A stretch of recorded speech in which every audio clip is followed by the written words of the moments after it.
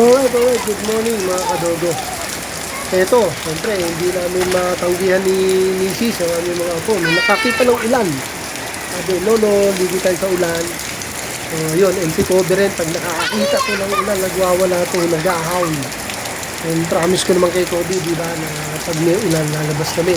Bago ko yung paliguan, nagtatatakbo muna kami, mga nakatatlong itik kami.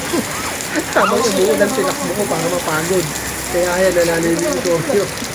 Tsaka ako siya liliguan. Kasi maingay yun pag pinaliliguan ng bansa-bansa. Kaya tinakbo ko muna eh. Tapos ako hinihingan. Ito naman dalawang apo ko ito. Grabe to. Tumuulan lang, nag-iwas pa kami. Ito naman isa, mahilig sa bulaklak. Itong mga babae, itong mga magaganda kong apo. Siyempre, lagi kami suporta ni Mrs. Ayan. Sarap sa ligo. Alam mo yung mga kadogo, mas ginagawa ko ngayon, nililiguan ko lang ng natural water si Kobe, hindi ko siya sinasabon. Natural lang, pero sobra siyang rinis. Pero once a week, sinasabon ko siya. Kaya twice or thrice ko siya nililiguan, yung twice na ligo, hindi na sinasabon. Okay, dito muna, giniginaw na ako mga kadogo. Thank you for watching.